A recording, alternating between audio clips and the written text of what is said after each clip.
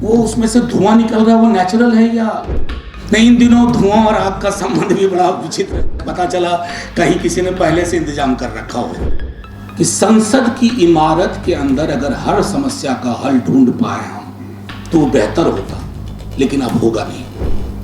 इसलिए जरूरत है कि संसद की इमारत के बाहर अपनी समस्याओं को लेके जाए। पहले तो सोचा था कहीं और से शुरू करूंगा, 10 मिनट का वक्त है और मेरे लिए ये प्रिविलेज है क्योंकि पार्लियामेंट में हमको 4 से 5 मिनट ही मिलता है। तो आई एम थैंकफुल। छोटी पार्टी का हूँ, 4-5 मिनट में ही कहानी कहनी होती है। विश्वविद्यालय में पढ़ाते वक्त हम लोग एथनोग्राफी में, रिसर्च में एक कहते थे कि कई रिसर्च होते हैं स्पाइडर ऑन द वॉल। ये शक्ल देख रहे हैं ना, ये स्पाइडर प्रिज्यूम कीजिए। मैं मनदीप को स्पाइडर मानता हूँ पूरे किसान आंदोलन का, और उस स्पाइडर ने जो देखा वो लिखा। और किताब और दस्तावेज में फर्क होता है, बहुत बड़ा फर्क होता है। हालांकि मैं इससे पहले कि भूल जाऊं, मैं राजकमल पेपरबैक्स का भी बहुत राजकमल का प्रकाशन समूह का धन्यवाद करना चाहता हूं, क्योंकि ये वो दौर नहीं है किसी भी चीज में हाथ डाल दें। आप लगातार हाथ डाल रहे हैं। मुझे जब मनदीप की किताब का पीडीएफ मिला, वो शिकायत भी है कि पीडीएफ मिला 2 दिन पहले, एक अध्याय पढ़ा, दूसरा अध्याय पढ़ा, तो अब पीडीएफ में मजा नहीं आता है। हम उस दौर के लोग हैं जिनको किताब पढ़ने से पहले सूंघना होता है, वो जो खुशबू होती है किताब की, तो पीडीएफ में वो गंध नहीं आती है, वो खुशबू नहीं आती है। ये शिकायत राजकमल वालों से है। आगे से मुझे किताब भेजिएगा। तारिक अली आनंद जी 1968 में यूरोप के कई देशों में, फ्रांस में इन पर्टिकुलर, ब्रिटेन में छात्रों का बहुत बड़ा विद्रोह हुआ, बहुत बड़ा आंदोलन हुआ, विद्रोह ना भी क्या आंदोलन हुआ। और उस पर एक किताब आई तारिक अली की, स्ट्रीट फाइटिंग ईयर्स। उसको भी मैं दस्तावेज मानता हूं, स्ट्रीट फाइटिंग ईयर्स। वो अद्भुत दौर था। एक दूसरा दस्तावेज आया डैनियल कॉन बेंडेट, जो इटालियन थे लेकिन फ्रेंच मूवमेंट के लीडर थे, और तारिक अली पाकिस्तानी थे लेकिन ब्रिटिश स्टूडेंट मूवमेंट के लीडर थे। उन्होंने दस्तावेज पेश की। मैं मनदीप जी के इस चीज को उस श्रेणी में रखता हूं, दस्तावेज की श्रेणी।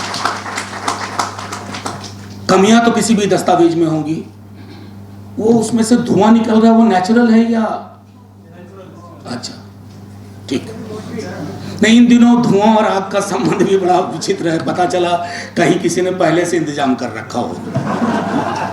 बहरहाल मैं अपने इस वक्त का इस्तेमाल करूंगा। मैं उस दिन सदन में था जब ये कानून पास हो रहा था। वो विजुअल्स आप लोग भी नहीं भूले होंगे, हम तो खैर कतई नहीं भूल सकते। मैंने एक बात कही थी, थोड़ा बहुत इस देश को जानने के कारण मुझे ये पता था। मैंने कही थी एक बात कि आज का दिन है कि आप पॉलिटिकल पार्टीज अपने व्हिप को मत देखो, आप किसानों के व्हिप को देखो। किसानों ने व्हिप जारी कर दिया, लोग नहीं माने। ब्रूट मेजॉरिटी आदमी के जहन से सबसे पहले विजडम ले लेती है, तो विजडम ले लिया गया था। एब्सोल्यूट मेजॉरिटी के चक्कर में लगा कि हम तो माई वे और हाईवे जो चाहेंगे वही करेंगे। उस दिन जब शाम में, मैं 2 शाम मैं कतई नहीं भूल सकता अपने पार्लियामेंट्री करियर की। एक, जिस दिन सीएए एनआरसी पास हुआ, यह एहसास हुआ कि लोकतांत्रिक प्रक्रियाएं कितनी कमजोर हो गई हैं। दूसरा, किसान कानून जिस दिन पास हुआ, मुझे स्मरण है मैं बहुत मायूसी से घर पहुंचा था पूरे दिन के बाद। लेकिन महीने दर महीने, 2 महीने, 3 महीने, सड़कें रोशन हो गई, किसान आ गए बॉर्डर पर। कहां की पार्लियामेंट, कहां की मेजॉरिटी? जिस व्यक्ति को और जिस स्ट्रक्चर को यह दम्भ हो कि ये मेजॉरिटी मेरी मेजॉरिटेरियन पॉलिटिक्स के लिए है, उसको झटका लगा किसान आंदोलन से।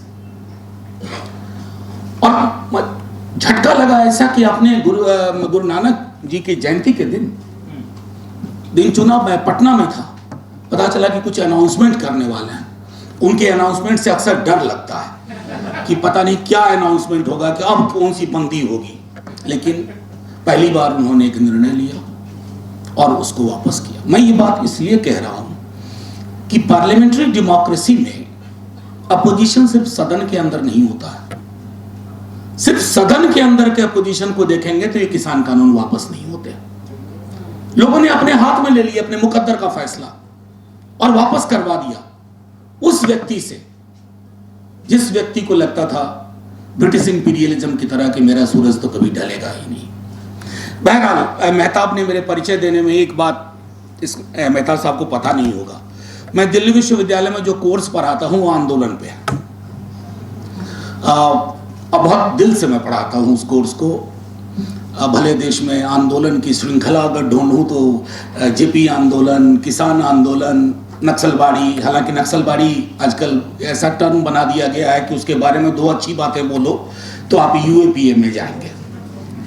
मैं इसलिए कह रहा हूं ये बात कि आंदोलन में एक फ्रेम होता है जिसको हम लोग यूज करते हैं alienation, attraction, conversion, post conversion management, यानी कि अलगाव की प्रवृत्ति दिखे, आकर्षण हो, फिर लोग अपने को बदले, तैयार करें।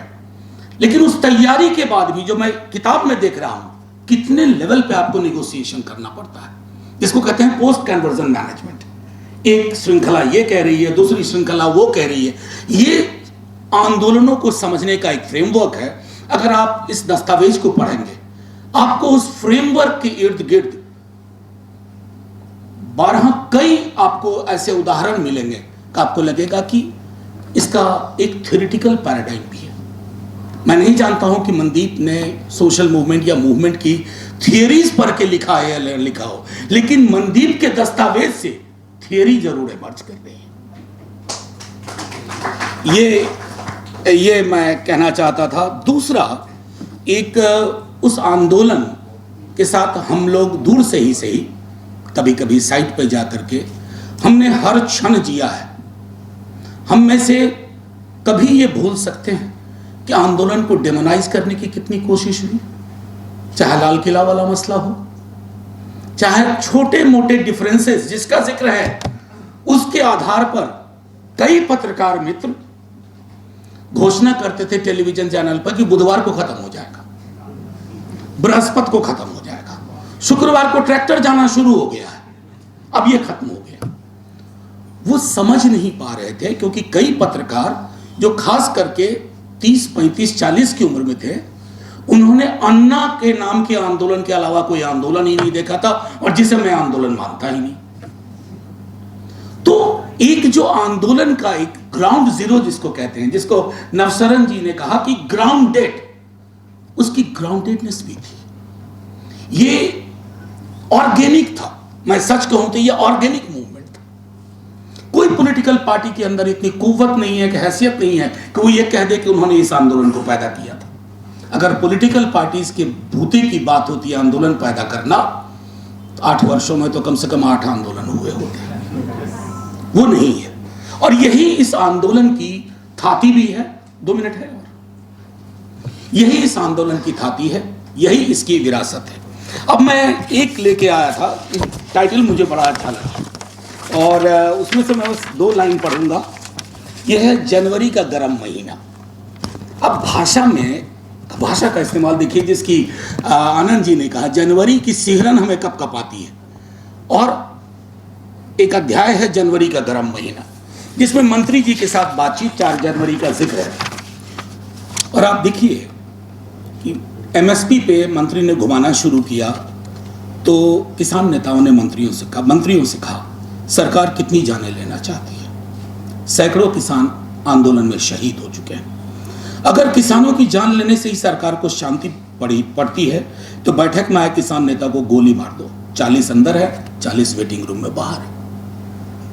ये इस तरह की दृढ़ता मैंने जेपी आंदोलन नहीं देखा, 8 बरस का था, लेकिन अपनी जिंदगी में अगर मैंने किसी आंदोलन को देखा, गौर से देखा, और मैं स्पाइडर नहीं था मनदीप की तरह, मैं और दूर खड़ा था।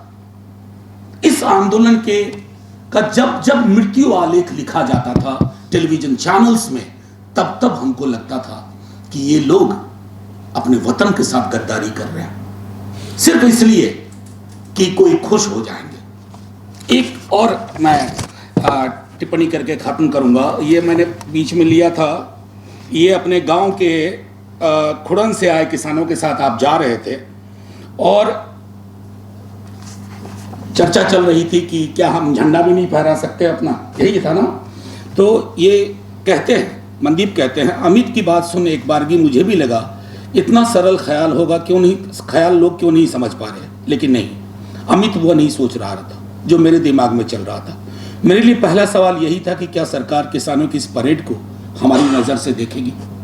सरकार ने नहीं देखा, पूरे आंदोलन के किसी भी क्षण में सरकार ने नहीं देखा। और एक आखिरी से मैं ले रहा हूं जो मुझे बहुत ही टचिंग लगा। सारा देश कह रहा था कि हम जीत गए, पर मैं जलन के मारे किसानों के अलावा दूसरे वर्गों को कह रहा था किसानों की जीत में तमाम लोगों की जीत है, किसानों की हार सिर्फ और सिर्फ किसानों की हार होती है। उस न झुकने वाली ताकत को झुका लिया गया था। जो मोर्चों पर डटने की बजाय प्रतिरोध के नाम पर खानापूर्ति करते हैं, उनके लिए मुझे मुक्तिबोध याद आ रहे थे।